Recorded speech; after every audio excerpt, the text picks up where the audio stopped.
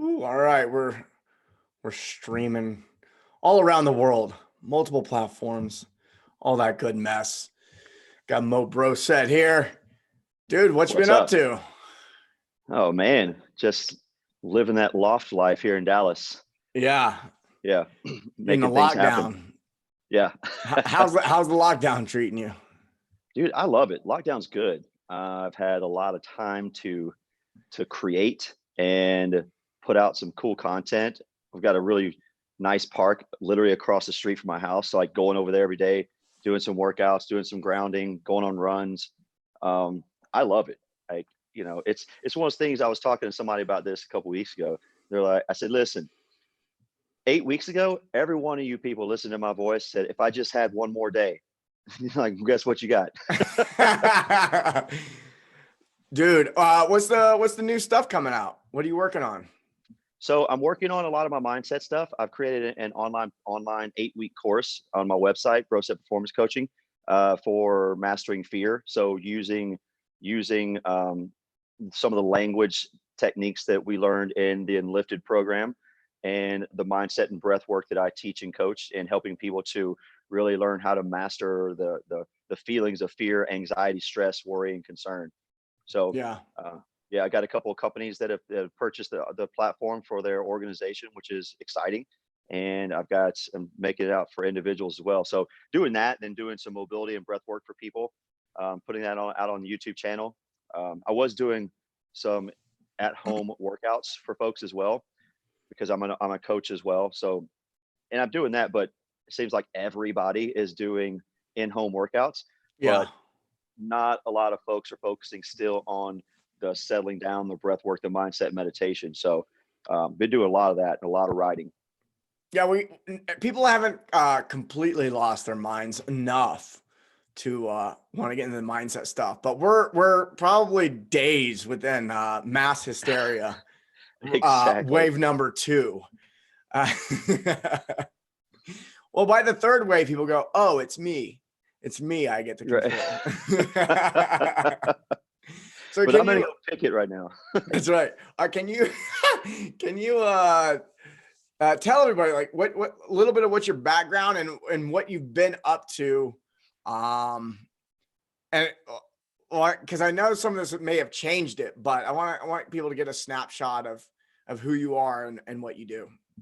Yeah. So my background is in the health and fitness industry. I've been doing this for about 25 years now. I have a degree in exercise science, kinesiology, and I've been a personal trainer and strength coach for professional athletes, some Olympians, Division I athletes, pro athletes, and really dove into.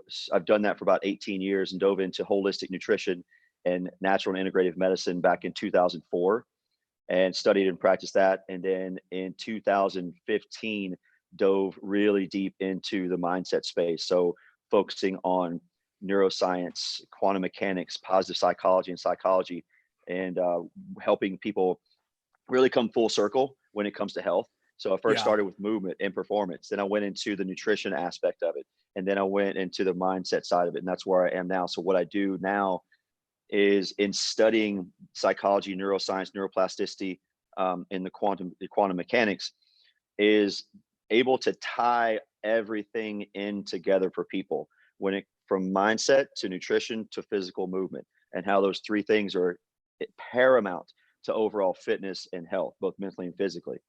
Yeah. I see a trend with, well, I don't know if I see well, I see a trend with coaches our age and younger, Hmm. uh, are going this direction Yeah. where because I think part of it is because there's just so many people doing the same thing, and you got to go, well, where's my next edge?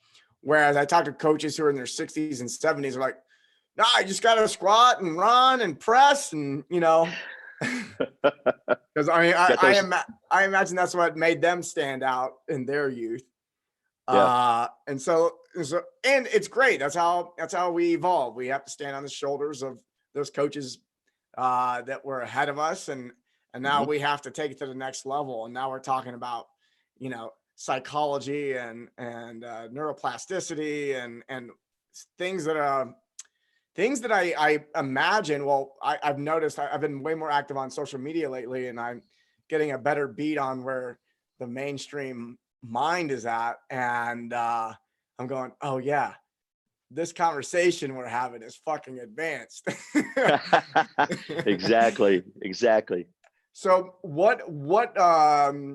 you know, what motivated you to get into that? Were you looking for an edge, or was it something you were looking for yourself? What happened?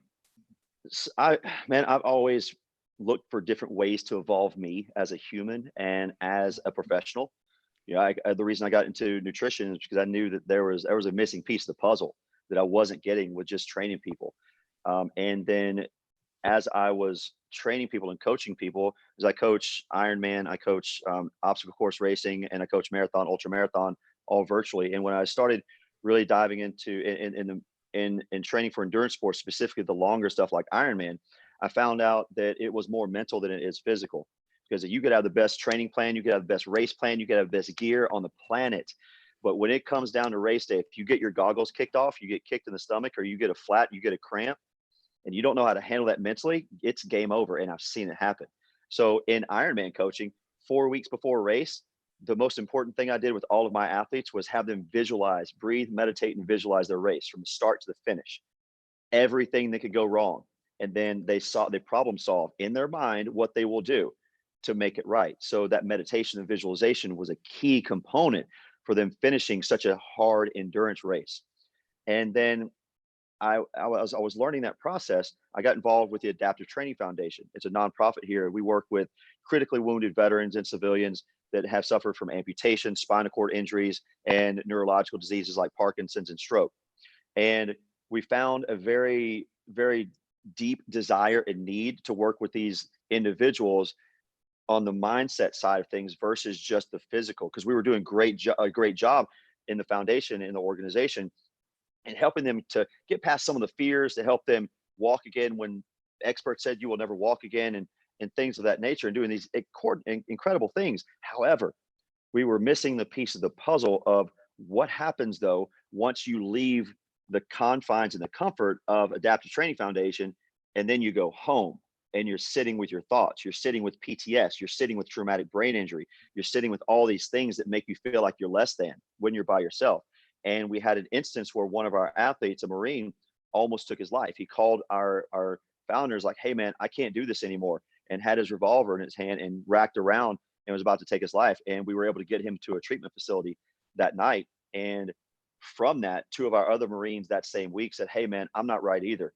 And until that point, we thought everything was good. Then we were like, we've got to do something about this. And I had been studying it. I had been studying, I'd learned from Deepak Chopra. I'd studied Joe Dispenza, and I was already in that space. And in that moment, I realized that this is where my focus needs to be. And I dove headfirst into it. And from that opportunity, was able to really take the knowledge of mindset, of breathwork, visualization, and reframing language and self-talk into literally saving people's lives in a very short period of time, helping them realize that their greatest potential is yet to be seen and accomplished. And it's because of the injuries that have happened to you that your greatest power is yet to be revealed. So that's kind of a long way of how I got to where I'm doing what I'm doing now. And I take those same principles now, and I go to companies and organizations and speak on how to handle fear. What do you do with your anxiety, with your concern, with your worries, with your frustrations? In the same way I do it with our adaptive athletes that may be afraid to fall, that a doctor said, hey, you're never going to walk again. This is your new normal. This is the new you. And we don't really buy that. We don't believe it. And it's simply not true, because no one can ever say never and always. You put these definitive bookends on a human and they believe that, then that's how they start to react. It's the old tale with the elephant, when they put it in the spike in the ground and they put a rope around it when it's a baby and it can't pull away.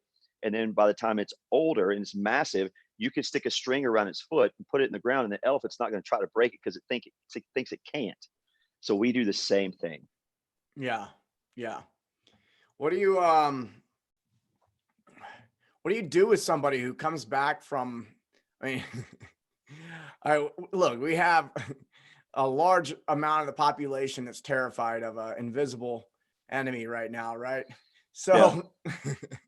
So whether it be a virus or something else. But the what do you tell somebody who is buying into what the expert is saying? You know, you walk into the office and somebody in a white lab coat who has Mhm. authority, and since we were children, we were taught to believe people in authority, and the lab coat is authority. How do you Mhm. get someone to break out of that mentality to accept this for themselves as there's another possibility? Well, listen, and there's a way and there's a reason why we should listen. We should be concerned, but we should not. We have to look at all the facts. You have to look at why they're saying what they're saying, the population that they're usually used to dealing with, right? Like for example, when someone loses their leg in an accident, the person in the white coat, the expert, is so used to dealing with people over the last 50 years, and they've been taught that, look, this is what's going to happen to these people because they're not going to want to move, they're not going to want to do this, so I'm going to use my opinion based on past experiences and make a definitive answer for the future. So when someone says right now that, this is what the future is going to hold, you don't know that. You can't Yeah. tell me for certain that that is factual. Well, this is So, this is a status quo, you know. They're oh yeah. the it's kind of like a chicken or the egg type of thing. Problem I see a lot of times is because we're telling people, the average person coming through that loses a leg, the same message is being put out, and the average person accepts it as true, and so then that Mhm. plays out. But then the doctor almost has to watch their own ass, right? They Yeah. have Oh to, yeah, for sure. like, Yeah. they don't want to give people false hope. They don't want Mhm. to, they want to avoid malpractice. They've got to be Well, very conservative in what they're exactly. saying as well. So it's an interesting conundrum. So it's not really anybody's fault necessarily. This is just how things No. are playing out. And that's what I explain to people too, and that's what we have to think about as well. And you hit the nail on the head, and that's what I tell people. Look, the doctors are doing the very best they can. They're giving the best advice they know how to give, and that they know is going to keep us, and they hope that's going to keep us safe. And yes, you're exactly right. Like there's a liability standpoint that if they don't say, hey, here's what's possible, here's what the outcome could be, here's where we could be going towards as a society. If they don't do that and then something happens, they can be held liable, they can be put at fault. So that's where us as the consumer and the receiver of this information have to go, okay, I hear that and I understand that. Now let me do a little bit of thinking and some research on my own to make sure that is this right for me, and does this information apply to me, right? Yeah. So what can I do in this moment? So if you're telling me that this is something that's going to be that this virus is something that's here, it's going to go in waves, it's going to come back, and the society's not going to get back to where it used to be for another couple of months or maybe even a year. What can I do in this moment to better my situation instead of Yeah. going, oh my God, and I'm just going to sit here in my apartment and collect all the fucking toilet paper that I can? What do you think? I was having this conversation with myself. I've been having lots of conversations with myself. I believe it to be healthy. And what is uh, the personal responsibility conversation is I'm experiencing a little conundrum with this because you have on one side that we want people to have personal responsibility, but we also want to protect society as a whole. And so Mhm. my experience is if I preach personal responsibility too much, which if someone chooses personal responsibility in a situation where they lost their leg and they're trying to get back to whatever it is they were doing or doing something new, or somebody is worried about the virus that's going on around right now, and if you get too outspoken, if I get too outspoken about personal responsibility, then there's an emotional trigger that goes off in people, and then I go, okay, well, I'm causing emotional trauma Mhm. by poking the bear a little bit. I was trying to bring attention to something, but people aren't ready to hear it. So am I doing more harm than good by making it turbulent? Mike from 5 years ago had been like, fuck it, just poke the bear. Now I'm like, Right. maybe this isn't really the best thing for everybody. So how do you ride that line when you're talking to a person about personal responsibility and doing your own research? And this is what's really possible for you while still looking out for their, I guess their well-being and like actual like physical safety and maybe emotional safety too. Yeah. Man, what I do is if I'm talking to if I'm talking to a person, I just ask them where they are, what their feelings are, what their concerns are right now, and help them understand what they can do about it in that moment and in the next several days leading up to that. And you're exactly right. We have to take personal responsibility on what we can control. And what I'm doing is, I'm the same way, man. Old Mo would have been like, listen, just I would have thrown darts at the bear and just with the goal of just trying to get a reaction. But the older, wiser Mo has learned to not do that, because you will get reactions because people are scared, man, and rightfully so. So Yeah. anytime before, It's like just before I it's just post, death, people. It's just yeah, death. right, you're not exactly. You're just gonna die. Um, Eventually, before it's gonna right, happen to everybody. it's gonna happen. But before I put out a video, before I put out any sort of post, I just think about it. I'm like, okay, when I say this, my goal for this post, this video, this information is to help you understand what is possible in whatever it is that I'm trying to deliver. Not not saying that you have to do this, it's this way or that way. It's, hey, have you considered thinking about it like this? Like with the concept of when we were all told that, hey, now we got to be in shelter in place until May 20th. Where did your head go? And I made a post about this and put it on a couple different channels of, you're only stuck, confined, and trapped between your ears. And that's something that everyone needs to hear. And whether or not you want to receive that, if you receive that information poorly and judgmentally and think that I'm maybe coming at you, is that me or is that you?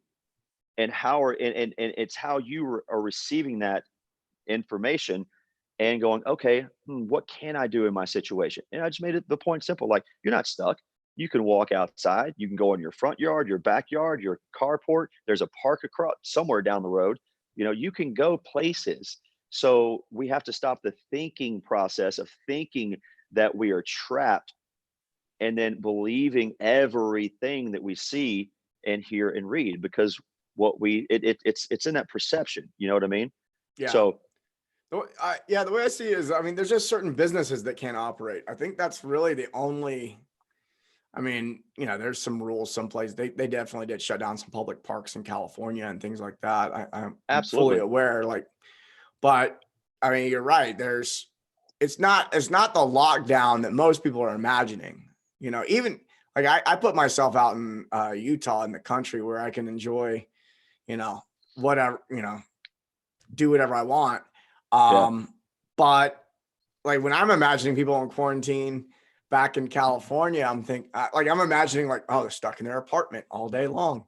And I Yeah. know that is happening for some people. People aren't going for walks. They're not going out and doing things. And I know that if I stay inside longer than 2 days, I Yeah. start getting cabin Yeah. fever.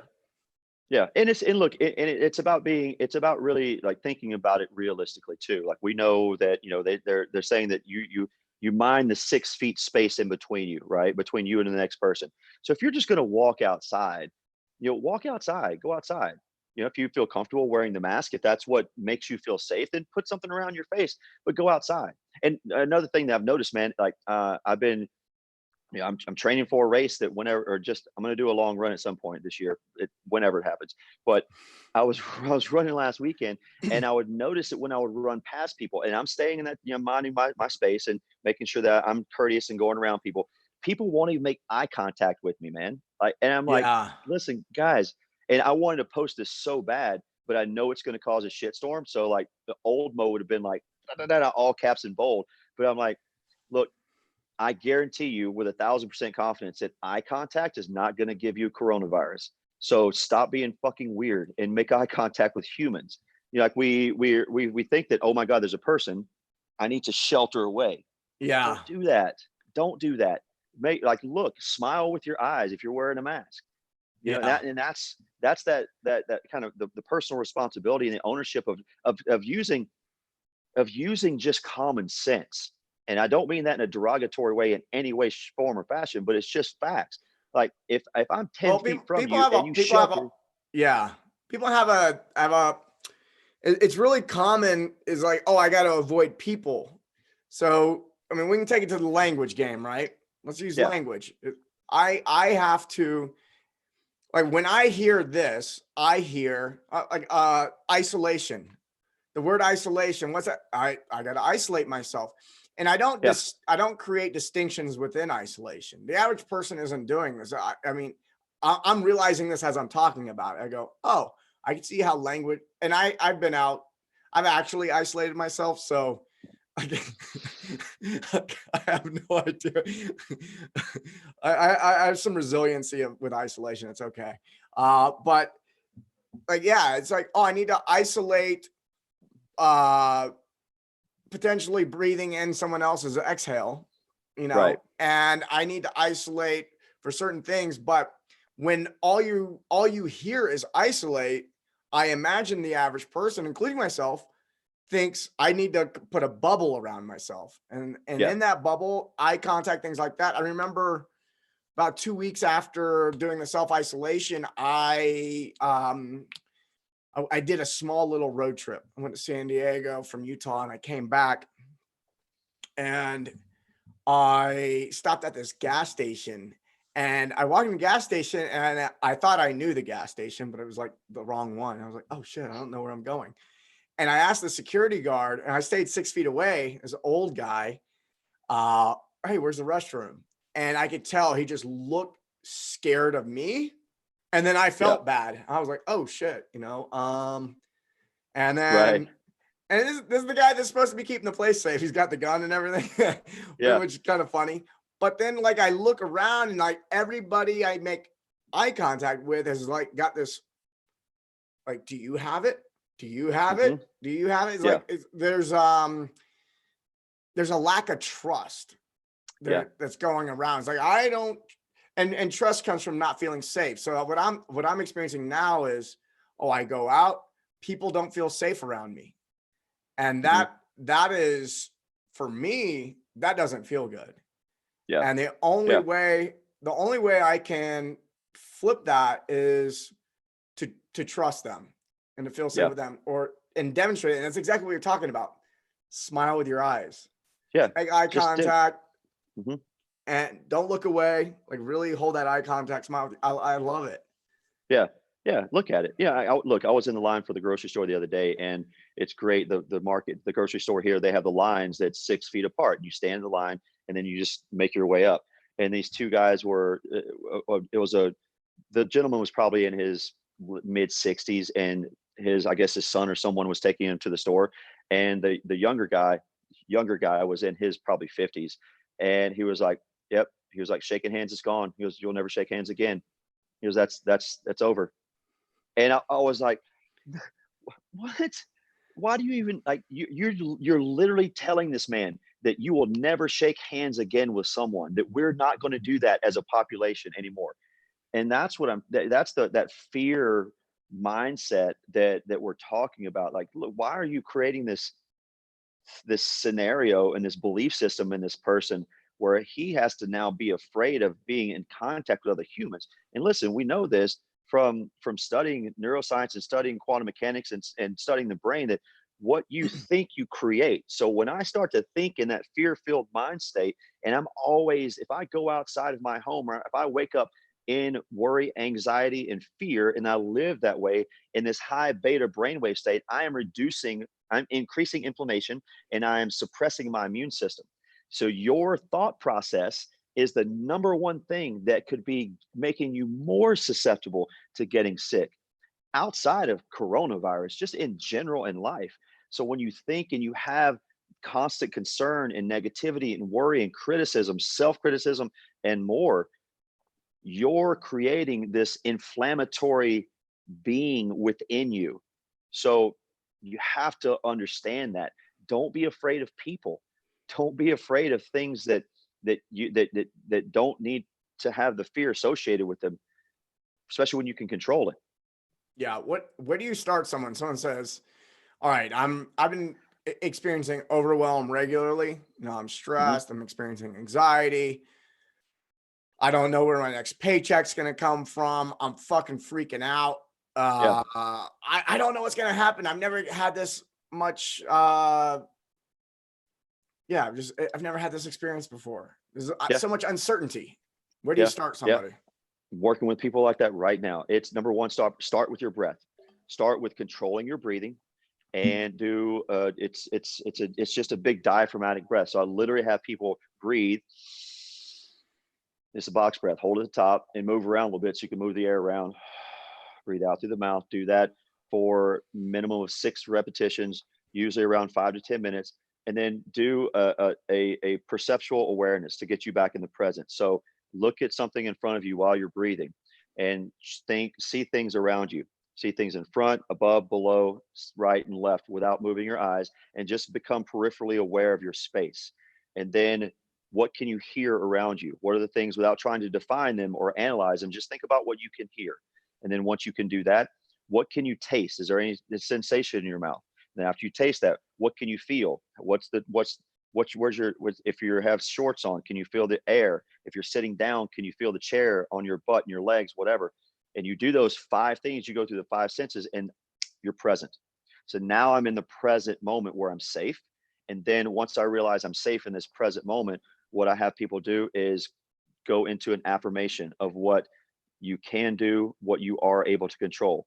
Even if it's something as simple as I can control my breath. I can control what I eat today.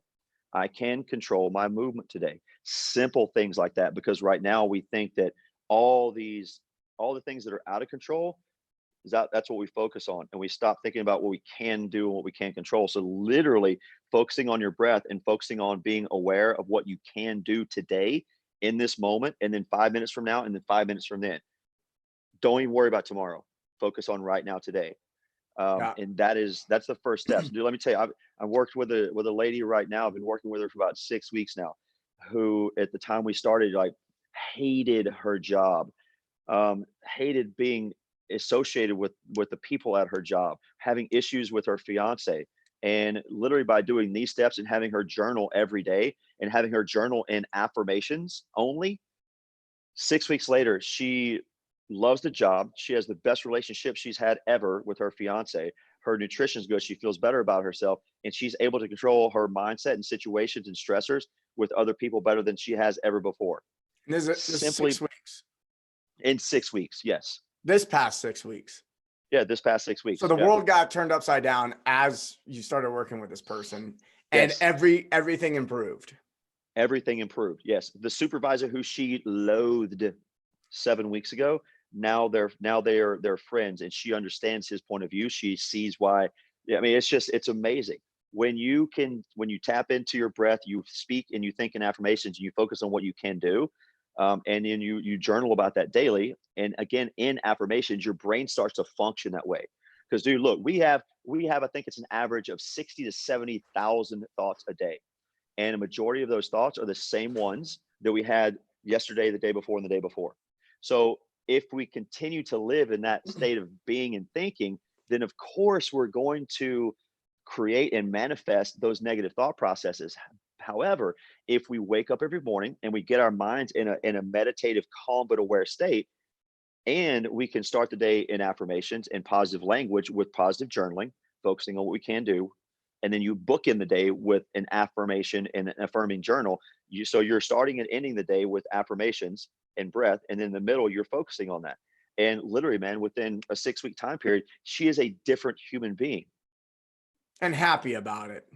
Oh, dude, yeah, she is. I read her, and what I do, I have her. So she sends me a journal every day. So every morning I wake up to her journal from the day before.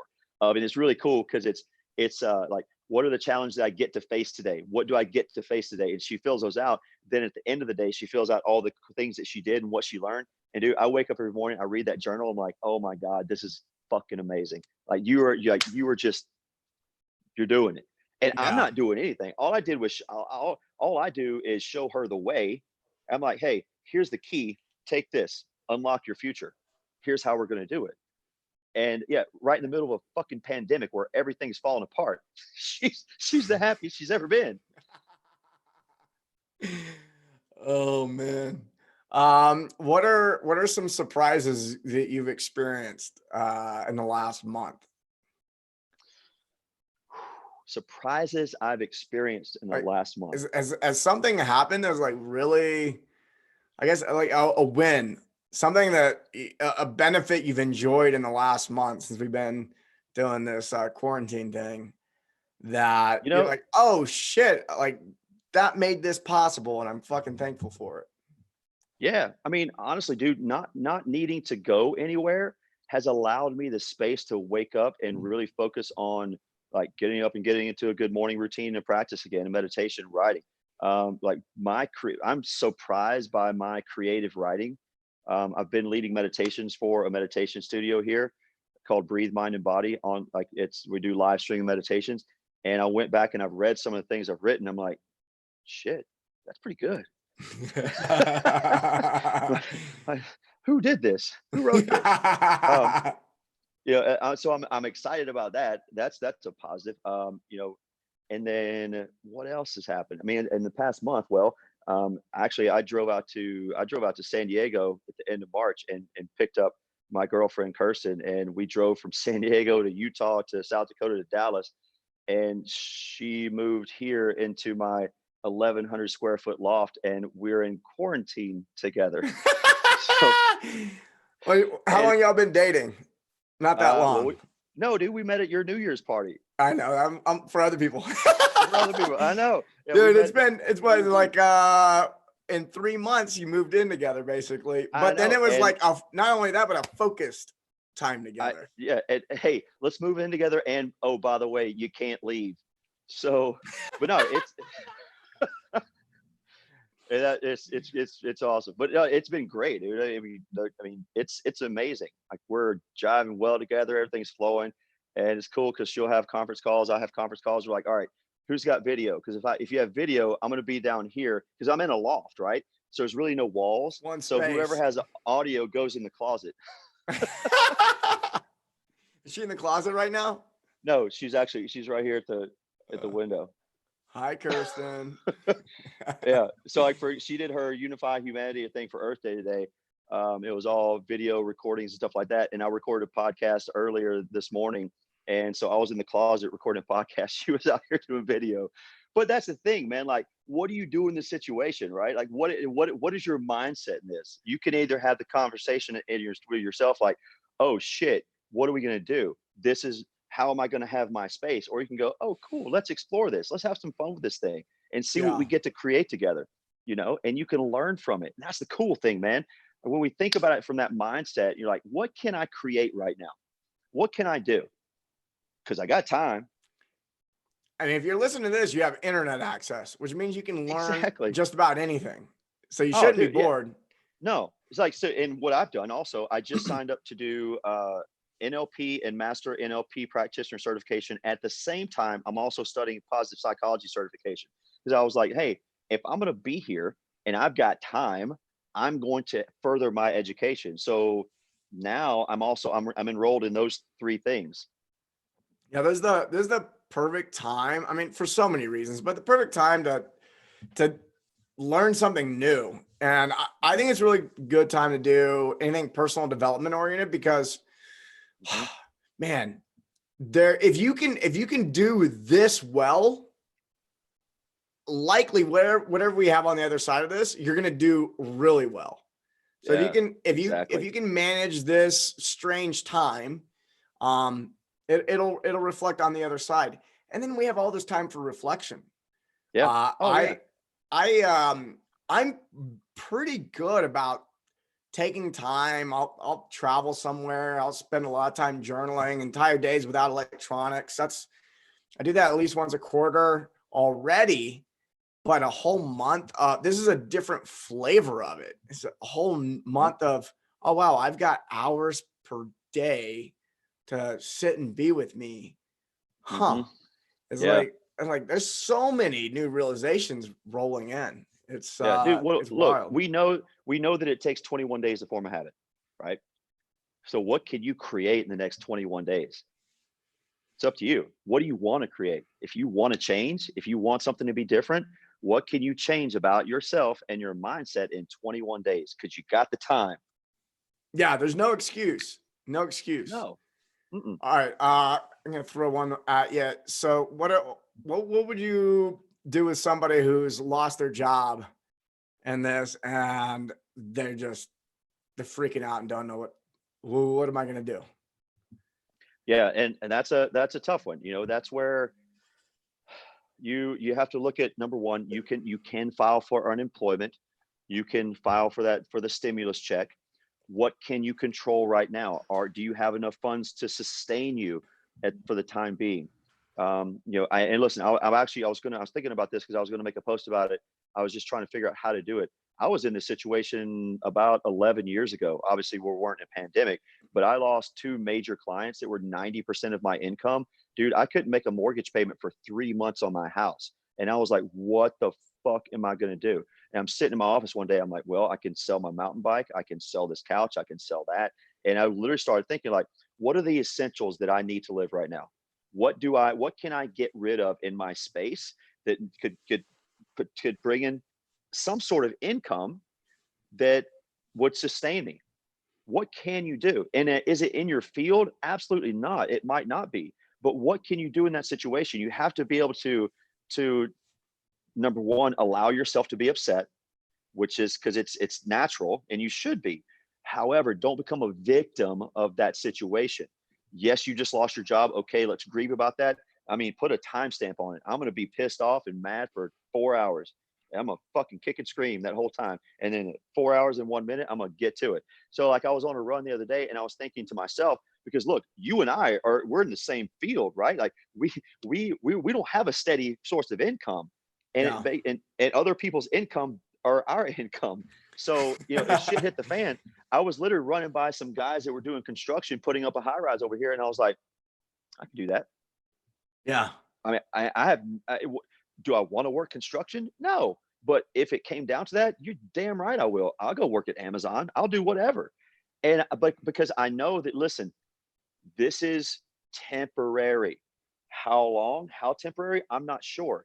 But I know, and listen to the person that may have just lost your job, you're gonna bounce back. This is going to end. This is not, that's the concept of impermanence. Everything has an end point. So what can you do in this moment? What can you focus on? What can you control? You know, can you offset some things? Can you reach out to some folks like, hey, can you help me out right now? Right? Don't be ashamed of that. We're all in that boat. We've all had to dial back and do a little bit of reassessing. So, you know, if you're that person I'm talking to you, I'm going to ask you, okay, what can we control right now? What do you have the means to do? Okay, step two, is there something you can get rid of? There are things in your space that you can clean up, or there are memberships you can discontinue, or there are ways you can reduce your bills. And then what can you do for a job? Okay, what can I do right now? If I just lost my job and I don't know when it's going to come back, and I'm really focused on money and I need it, I'm going to go find a job somewhere, and I'm going to go everywhere I can to do that. And you're going to learn from it. And that's the cool part, because what you get to do in that situation is create so much fucking mental resilience and strength that when you do come out of the other side, you're going to have one hell of a story to share with everybody. This Yeah. is what happened to me, and look how I came out of this. Yeah. Because Yeah. I've done it. I've done it. I've been there when I couldn't make my house payment for 3 months, and I struggled, and I called the mortgage company and had a good conversation with them. And I got a job at a gym that paid me literally. I mean, I went from making a whole lot of money per hour to about a quarter of that per hour. And my girlfriend at the time, she was like, "What are you doing?" She's like, "You're better than this.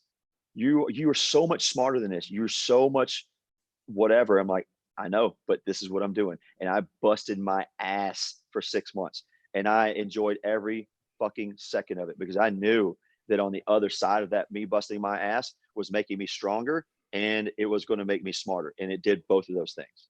Yeah. I love that. I love that. I had a client on the phone yesterday who, like, he's one of those situations where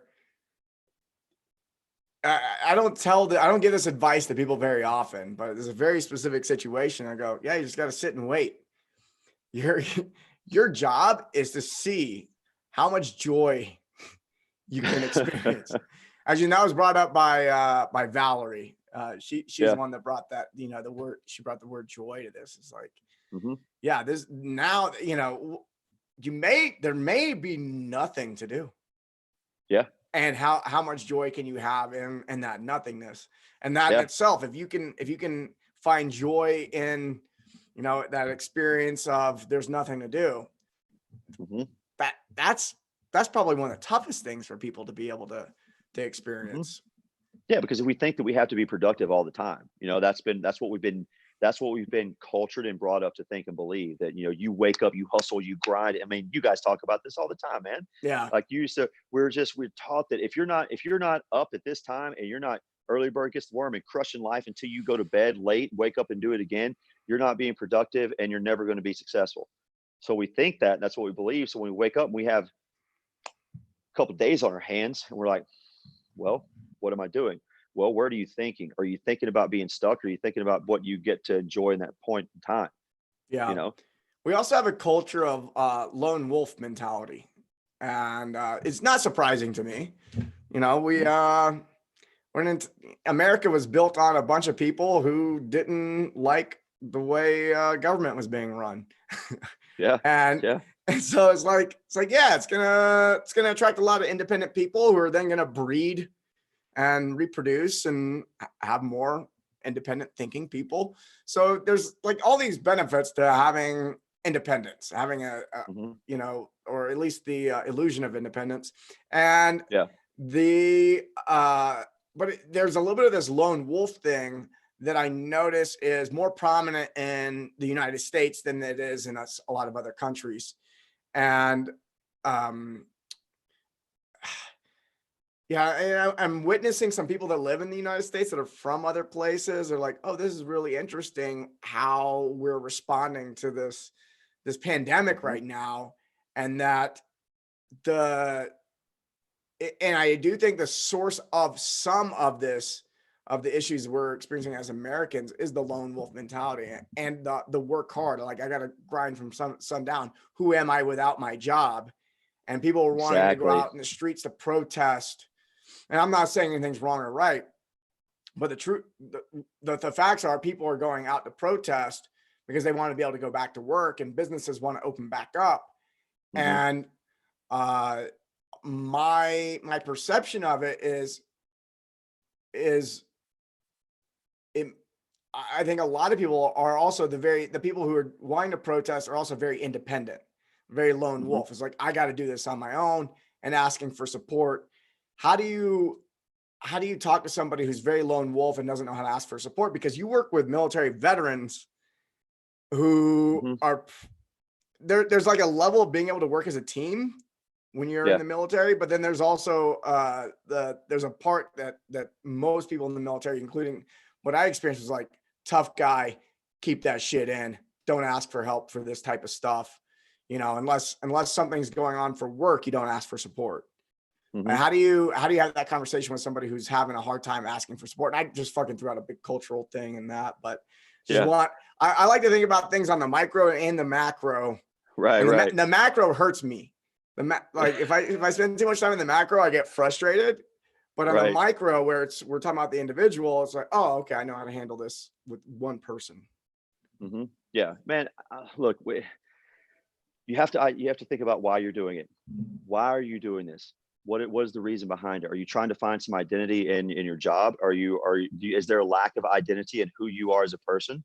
And like you said, like, I need to get back to my job. I need to get back to my job. Is it your job, or is it something you just go and do?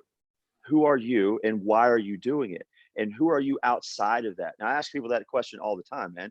Especially that lone wolf mentality, folks, is a great analogy. Is like, who is Mike Bledsoe? Who are you? I don't fuck strong coach, enlifted, all this other stuff. Who are you as a person? If I take all those things away, and I talk about that with Mike. Well, I'm a mother. No, okay, that's, yes, you are, but who are you as a person? If I took those things away from you, what would you be? Who would you be? And how would you be? And when you think about it, you can start to really dial in and answer those questions. It takes away a lot of that need and desire and want to go out and protest all these things that you think you should have and you should deserve as this person. Because when you find out who you really are, you realize that a lot of these things are just their wants. They're not needs. And sometimes they're needs, but most of the time they're wants, right? So thinking about why am I doing this and what's the purpose? And am I doing this for a reaction? Am I doing this to get a response? You know, it's a tough one too, man, because a lot of times people, when they're in that mindset, they're not ready to receive the information. So it's a tricky situation. It's really one that I have to deal with it case by case, person by person, on a way to, you know, approach them so that they can receive the information that I'm trying to get through to them, and just and putting it in a way, in a context that's not, that doesn't seem or perceive to be attacking or degrading or whatever, and saying, hey, look, have you thought about like this? And helping them to start to realize and create the solution in their for themselves. Yeah. Introducing new ideas when someone's in a stress state is quite the challenge. And Exactly. I guess this is where the breath work comes in handy. You know, it's like, Mhm, oh, you're too stressed to have this conversation. Let's breathe. mhm. And if they're not open to breathing, then that's just someone who's not coachable. Yeah. Yeah. You have to be able to tap into the breath first. And look, Brene Brown said it best, man. She was talking to a group of active duty Army SF guys, so special forces operators. And she was like, hey, is there vulnerability in what you guys do? And she's in a room with 20, she's like, I'm in the room with 26 active duty badass military men. And it was just silence. And then the commanding officer raised his hand. She was like, ma'am, there is no, she was like, is there vulnerability in courage or something like that? And he said, there is no courage without vulnerability. You have to be vulnerable in order to be courageous. So, you know, don't be a lone wolf. That is your pride talking. That is your ego telling you that I have to do this, but you don't. You can reach out. You can ask for help. You can say somebody, hey, man, just like our Marine did when he racked that round, is like, I need help. That was Yeah. his cry, right? Yeah. So when I'm talking to our guys, when I'm talking to our veterans, you know, in like this last class we did, we had all veterans and some first responders, and I take them and I do a 15-minute mindset session with them before every workout and then after every workout. So I've got 15 guys, and these dudes look like a bunch of freaking Vikings, like literally. 3 of them were 6'5" and had beards down to here, just like these men. And we're sitting on meditation chairs in a makeshift yurt with some blue lights, and we're talking about breath and our feelings. And I'm looking around the room like, Dude, that's awesome.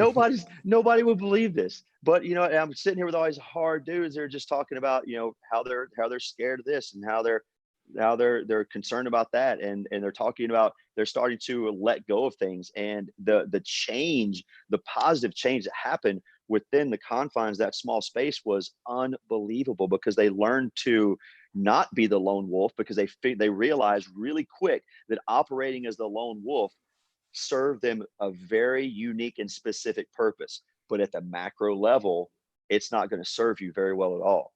Yeah. Yeah. Maybe it serves for a period of time, but ends up being the thing that holds you back. Yeah. And especially if you have a family, right? If you have a family, if you have a spouse, if you have a boyfriend, girlfriend, whomever, that lone wolf mentality is not going to get you far, and it's going to impact that person. That negative impact you have on that person is going to could have a domino effect on the people around them and you. Yeah. And if you don't have a boyfriend or girlfriend, it's not going to help you get one. Exactly.